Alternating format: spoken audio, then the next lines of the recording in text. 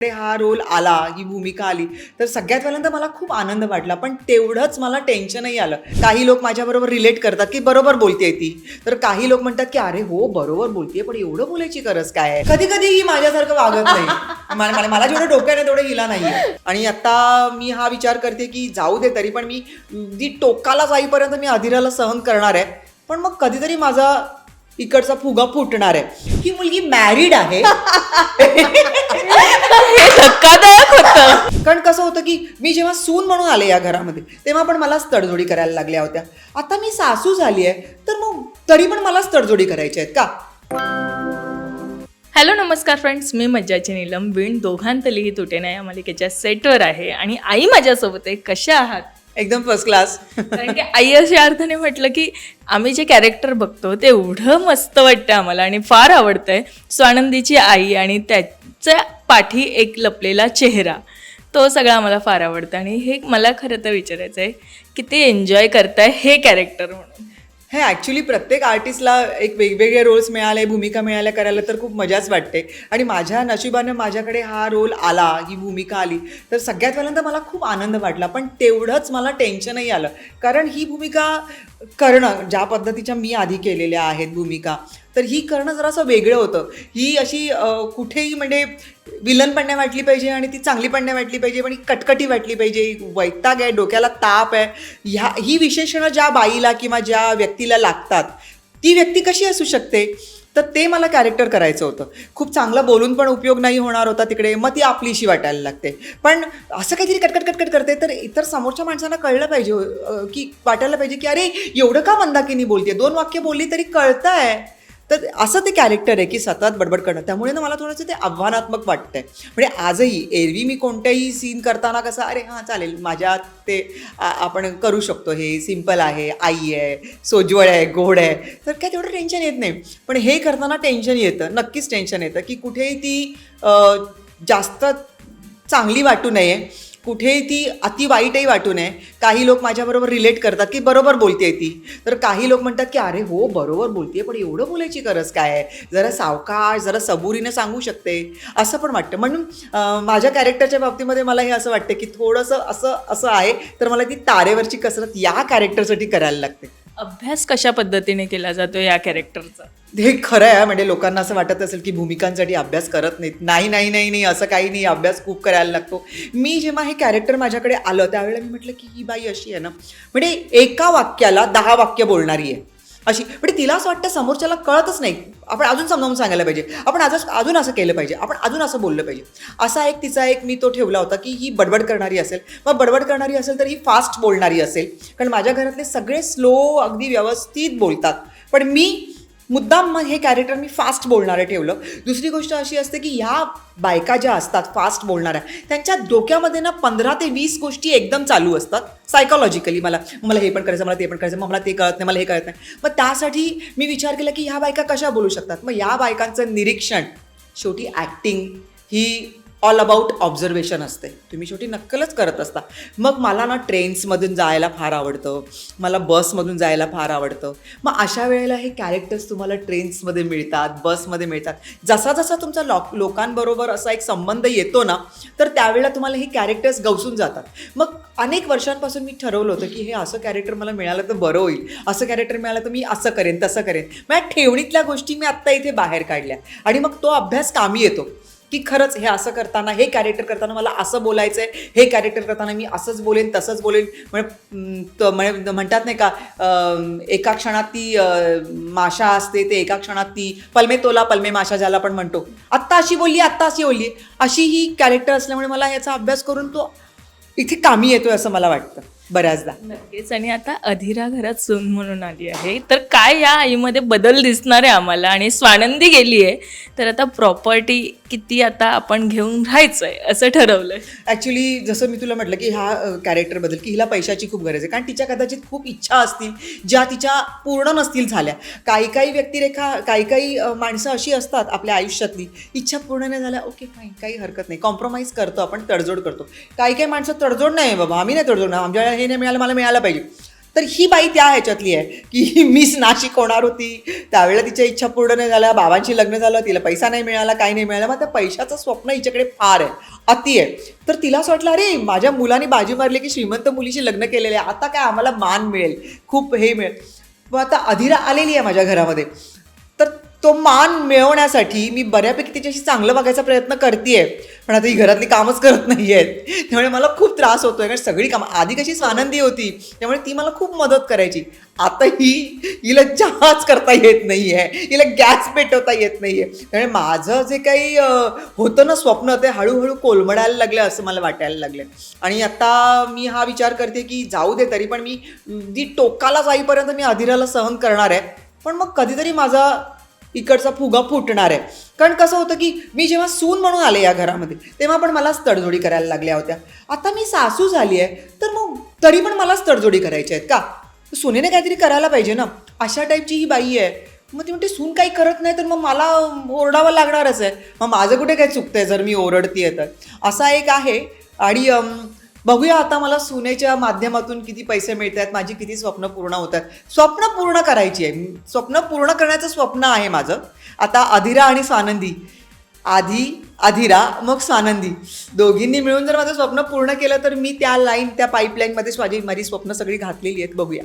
Yes, पण या आईला एक मोठं घर हवं आहे आणि 3 BHK काहीतरी घर हवं आहे, हे आम्ही आता मालिकेत बघतोय. आणि मला सांगणार की जेव्हा अशा थाटणीचं डायलॉग असतो की आता आपण हट्टापायी मागतोय, तेव्हा कसं वाटतं खरं तर एक आर्टिस्ट म्हणून. कारण की आम्ही तुमचे डायलॉग्स बघतो ना, ते कधी कधी समोरच्याला दुखवणारेही असतात, कधी कधी हसवणारेही असतात. सो हे ते खूप मॅनेज करावं लागतं असं वाटतंय मला. ॲक्च्युली ह्या बाईचे डायलॉग्स, मंदाकिनीचे डायलॉग्स मला फार आवडतात, खूप आवडतात.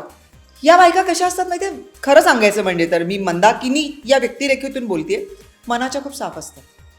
आणि ह्यांना सगळं बोलायचं असतं, त्या बोलण्याच्या नादामध्ये या विचार बोलून झाल्यानंतर करतात, बोलायच्या अगोदर विचार नाही करत. त्यांना हे पडलेलंच नाही आहे, लोकांना लागेल, लोकांना वाईट वाटेल. आपण जेव्हा म्हणतो ना की आपण आपली, मला एक वपू काळेंचं वाक्य खूप आवडतं की तुम्ही तुमची जबाबदारी पार पाडताना ना समोरच्याच्या स्वभावाचा किंवा समोरच्याच्या ह्याचा विचार करावा, मनाचा विचार करावा. ही बाई विचारच करत नाही आहे, ही बाई पटपट पटपट बोलून जाते. मग त्याच्यामध्ये काहीतरी घडतं, काहीतरी उघडकीस येतं, काहीतरी चुकीचं वाटतं. पण ही बाई अशीच आहे आणि अशा बायका पदोपदी आहेत, पण ते चांगल्या आहेत, ते कोणाचं वाईट नाही करणार. म्हणजे मला तरी असं वाटतं की मंदाकिनी अधिराचं कधी वाईट नाही करणार, मंदाकिनी स्वानंदीचं कधी वाईट नाही करणार. हो, पण या सगळ्यांमध्ये ती तिचं काय जे आहे ना ते घेणार, आणि ते घेताना इतरांना दुखापत झाली तरी चालणार आहे तिला, कारण तिच्या ते डोक्यातच नसतं की इतरांना दुखापत होते.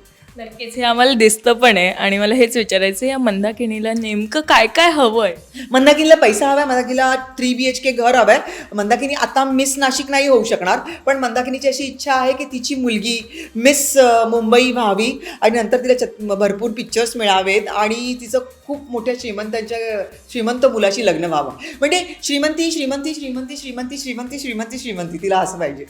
या पैशाचं करणार काय मंदाकिनी? मंदाकिनी आनंद साजरा करणार आहे.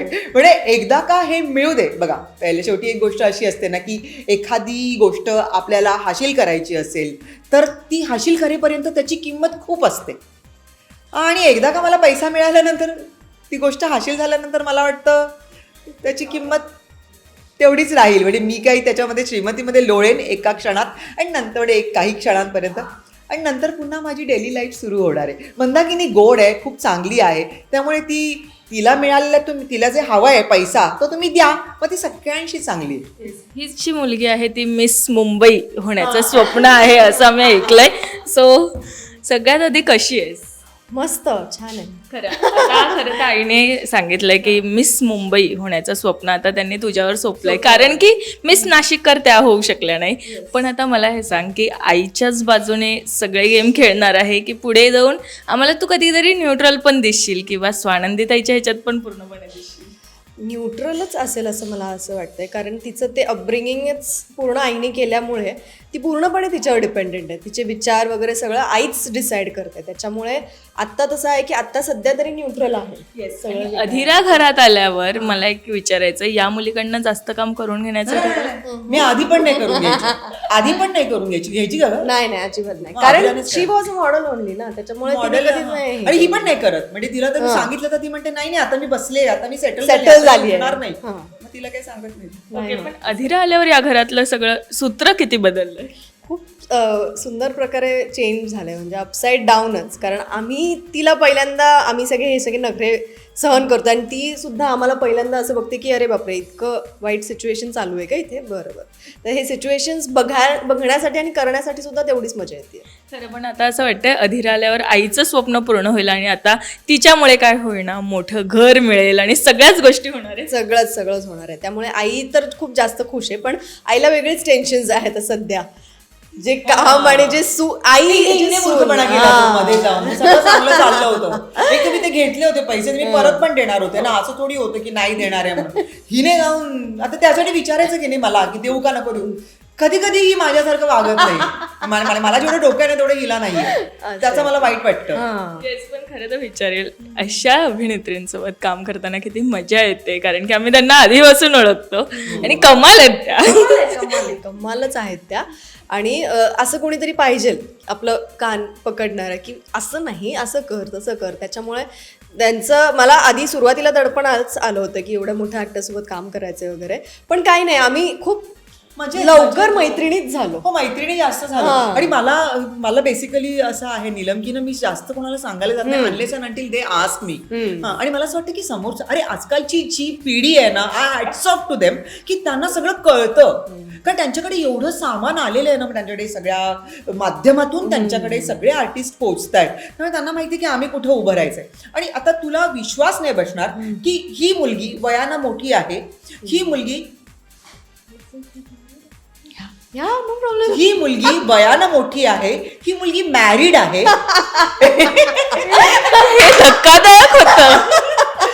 पण ती ज्या पद्धतीची ऍक्टिंग करते त्यात कुठेतरी दिसतंय का तिचं किती इनोसन्स ती दाखवते. तिचे प्रत्येक सीन बघ, म्हणजे मला खरंच आय एम सो ब्लेस्ड की या सिरियलमध्ये, पण सगळ्याच सिरियलमध्ये खूप चांगले आर्टिस्ट मला मिळाले.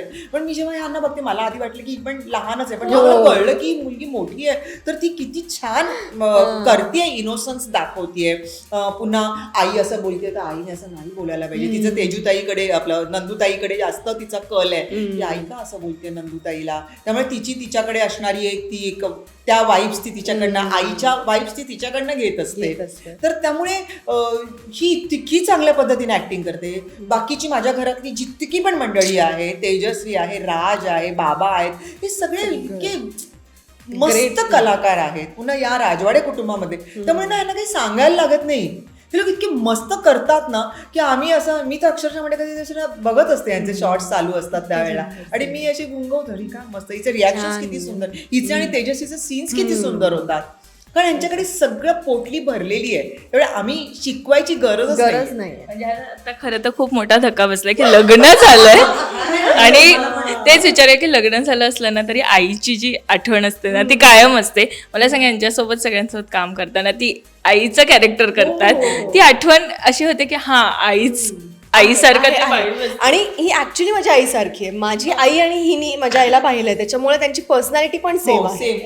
उंच दोघी आहे. त्याच्यामुळे ही जशी माझी सुष्मिताची आई म्हणून काळजी घेते, तशी माझी आई पण ती नक्कीच कन्सर्न्ड आहे की नाही असं नको, हे नको खाऊ, ते नको खाऊ, काय खाल्लंस आज, इथपर्यंत सगळं आहे. त्याच्यामुळे मला असं कुठेच माझ्या आईची आठवण येत नाही. आणि मी बऱ्याचदा माझ्या स्टोरीज पण आय नो की शी इज विथ मी, त्यामुळे बरंच. आणि ती मला बऱ्यापैकी गाईड वगैरे पण करते छान, खूप सुंदर प्रकारे. मी अशी बसलेली असेल तरी तिला कळतं की बिनस लिहायचं काहीतरी, आणि मी अशी तेव्हा तिला कळतोय. तिला हे पण माहिती की मी कधी एक्साइटेड असते आणि मी कधी नम असते. त्याच्यामुळे स्वतःची अशी चौकट पाडून घेतलीये. तिला तिच्या आतमध्ये एक खूप मॅच्युअर्ड गर्ल आहे आणि बीइंग मॅच्युअर्ड ती ते न दाखवता इनोसन्स दाखवते. म्हणजे तो रोल जो आहे लहान गोंडस मुलीचा, तो किती सुंदर करते. तो त्याच्यासाठी मला पण खूप आनंद मिळतो या लोकांबरोबर काम करताना. नक्कीच. पण आता मालिकेकडे येते. स्वानंदीचं लग्न झालंय, आत्ता काय काय घडावं ही इच्छा आहे तुमची?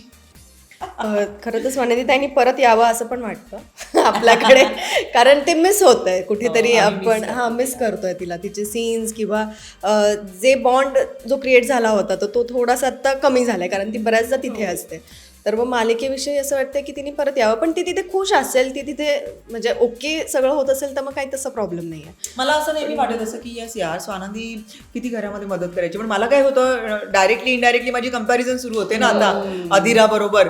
मला अधिरा स्वानंदी होती, माझं सगळं काम करायची, माझ्याबरोबर असायची ती, आणि माझा एक स्वानंदी बरोबर बरेच सीन असे दाखवलेले आहेत की ना मी माझ्या मनातलं तिच्याशी बोलायचंय. आता बघ नाही असं झालं तर काय करू सांग, म्हणजे ती कळत न कळतपणे ती माझी मेंटॉर पण होती, समजून घ्यायची. किंवा मला समजून घेते ना, आई तू शांत हो, तू आधी शांत हो, तू नको विचार करूस. हे पण एक लागतं, कोणीतरी असं एक लागतं. मग भाऊ असेल, बहीण असेल, किंवा मग सासू. कधी कधी जर सासूचं आणि जर असं बॉन्ड झालं तर चांगलं, म्हणजे ती ना मोठ्या माणसांसारखी वागते, शी इज मॅच्युअर्ड इनफ. तर त्याच्यामध्ये ती आता तू सांग असं वगैरे मी म्हणायची, इन द सेन्स मी तिचं ऐकायचंय. आत्ता माझ्याकडे तसं कोणी नाहीये, आता तो जो एक छप्पर आहे ते गेलेलं आहे. आता मी ना चुका केल्या तर स्वानंदी मला चुका करताना थांबवायची किंवा मला दाखवायची की तुझी चूक झाली, तू असं करू नकोस. आता मला तसं कोणी नाहीये आणि मी आता भरपूर चुका करेन असं मला कुठेतरी वाटायला लागले, भीती वाटायला लागली एक मंदाकिनी म्हणून. हे सगळं आईच्या तोंडून ऐकून प्रेक्षक जरा शॉक होतील, कारण की आई स्वानंदीविषयी इतकं चांगलं चांगलं कशी काय बोलाल. दाखवलेलं आहे स्वानंदी बद्दल, म्हणजे मी कधीच स्वानंदी बद्दल चुकीचं काही बोलले नाहीये. आता जर ती माझी सख्खी मुलगी असती तरी पण मी तिला बोलले असते, ती घोडणवी झाली तुला, तू लग्न करायला काय झालं, किंवा मी तू मला जास्त शहाणपणा शिकवू नकोस, हे मी जसं चिडून बोलली आहे त्यामध्ये, तसंच मी माझी सख्खी मुलगी असते तरी देखील मी तसेच बोलले असते. पण तो बॉन्ड होता आमचा, की जरी मला ते जास्त आवडलं की सावत्र आई असली तरी लेखिकेने कुठेच ती सावत्र आईचा तो टच दिला नाहीये तिला. पण त्यातही कुठेतरी असं लोकांना वाटलं की ती सावत्र आई आहे, मग तिने असं नाही बोलायला पाहिजे. पण येस, म्हणजे आता बघ मला तू एक सांग की ही मंदाकिनी जी डोक्याने थोडीशी विचार न करणारी आहे, तिने सरळ तिथे लिहून टाकलं ना 28 वर्षी 28. त्यामागचा माझा हेतू हाच होता की तिचं लग्न व्हावं बाबा. पण चूक केली ही दुसऱ्यांच्या नजरेतून, ती चूक आहे. की तू का लिहिलंस, कधी ना तरी ते वाटलं असतं ना, कळलं असतं ना की ते 28 वय आहे, पण या बाईला कळत नाही. अरे नंतर म्हणते तर काय झालं, लग्न झाल्यानंतर कळलं असतं तर काय झालं, काय प्रॉब्लेमच नव्हता. आजची ही थोडीशी हल्लेली बाई आहे, विचार इनोसेंट. माझं काय झालं, इनोसेंटली हल्लेली आहे. आणि हिला Innocently लग्न झालं ना माझ्या आनंदीचं, बरं झालं बाबा, या डोक्यावरचा ताप गेला. हे सतत बसायचे कटकट करत, माझ्या मुलीचं लग्न नाही झालं, माझ्या मुलीचं लग्न नाही झालं. आता ते कटकट तरी थांबेल, झालं ना लग्न तुमच्या मुलीचं हे. पण ह्याच्या मागचा उद्देश हा चांगला असायचा, पण हिला तो उद्देश चांगल्या पद्धतीने मांडताना मी एक जर चांगली आई असती तर मी माझ्या नवऱ्याला म्हणाले असते, बघावं आपल्या स्वानंदीचं लग्न नाही झालं, कुठेतरी चांगलं मिळालं तर गंगेत घोडं आल्यासारखं होणार. स्वानंदी तू जास्त आता कटकट करू नकोस ग, तू आता लग्न कर, म्हणजे तू आता हेच नाहीये तेच नाहीये बघ, ही सख्खी आई बोलेल. पण बिंग मंदाकिनी जरी ती सख्खी आई नसली तरी तिला काळजी आहे. पण मी तेच म्हणते, तर जाऊन तिथे आता कटकट करू नको, तू नीट चालत काय आहे तर त्याला तर मान्य कर. आता एवढी मोठी झाली तर काही कळत नाही का, मी असं बोलणारी. मंदाकिनी कॅरेक्टरच तसं आहे की ती भलेही चांगलं करायचं असेल, म्हणजे हिला जरी मला सांगायचं असेल ऑडिशन चांगलं दे, ती मी अशी नाही म्हणणार चांगलं बोला बाळा, चांगलं करा, मी सांगितलं तसं करायचं, मी जसं बोलेल तसं. ही अशी बाई आहे, त्यामुळे मला हा रोल करायला मजा येते. आणि माझं आणि स्वानंदीचं ऍक्च्युली नातं त्यांनी चांगलं दाखवलं, that is very nice being सावत्र आई ऑल्सो. पण आता ते छप्पर गेल्यामुळे चुका होणार आहेत माझ्याकडनं भरपूर, असं मला वाटायला लागलंय. आता आय डोंट नो पुढे काय होणार आहे. नाही, खरं तर आम्हाला हे कॅरेक्टर्स सगळे खूप आवडतात आणि हे बॉन्डही खूप आवडतं, आणि बघण्यासाठी खरं तर खूप असं वाटतं की नेमकं काय घडेल आता उद्या जाऊन, ही उत्सुकता आम्हाला लागून आहे. So thank you so much. Thank you so much. आणि प्रेक्षकांना पण खूप खूप धन्यवाद, कारण तुम्ही आम्हाला सगळ्यांना म्हणजे हे करताय काय, तुम्हाला आम्ही आवडतोय. शतशः आभार आहेत तुमचे. आणि ही सिरियल बघत राहा, कारण आम्हाला पण सगळ्यांना आनंद मिळतोय सिरियल करताना. थँक्यू. मराठी मनोरंजन सृष्टीमधील मालिका, चित्रपट, नाटक तसेच कलाकारांबद्दलच्या नवीन अपडेट्स जाणून घेण्यासाठी नक्की सबस्क्राईब करा इट्स मज्जा मराठी या आपल्या नवीन यूट्यूब चॅनलला.